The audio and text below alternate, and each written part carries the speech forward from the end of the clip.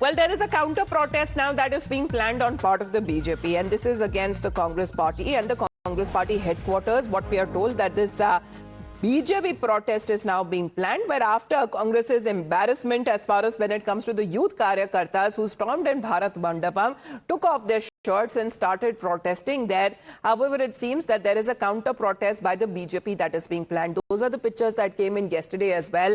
And today, even a bigger protest that is now being planned on part of the BJP, and that's going to happen outside the Congress party headquarters as mega protest that is now also being planned. The very reason that is now being given that the Congress party has embarrassed India on a global stage, and this embarrassment is something that the BJP believes will not go about without any protest. And Kritika is with us right now, so even a bigger protest, Kritika, is now being planned by the BJP. But yes, Amita, yesterday we've seen how in the evening the BJP had carried out an effigy burning protest at the Suneri Bagh residence of Rahul Gandhi, and today it is going to be at the Congress headquarters. Now, the Congress, for its part, has been repeatedly saying that the very reason why they protested inside Bharat Mandapam at the India AI Impact Summit was, in fact, that at multiple occasions they were not allowed to protest, they were not allowed to speak in the parliament. This was being given as a defense for the shirtless protests, in fact, that had happened yesterday.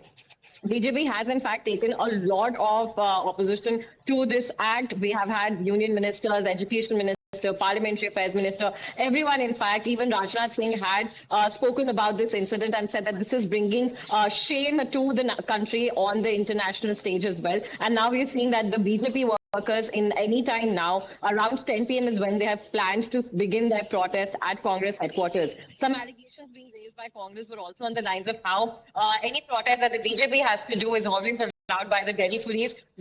But it is only when the Congress is raising their voice that it becomes an issue. However, we've also seen that even the youth that we spoke to yesterday at Hall 5, the very hall where the Indian Youth Congress workers had protested, they were also saying that this is not the place, not the time, and not the manner in which the protest should have taken place. In fact, a lot of India Alliance partners have also said the same. Whether it is Samajwadi Party or Aditya Thackeray of Shiv Sena UBT, or in fact other parties as well, they have, the RJD included, have in fact condemned the manner in which the protest has taken place.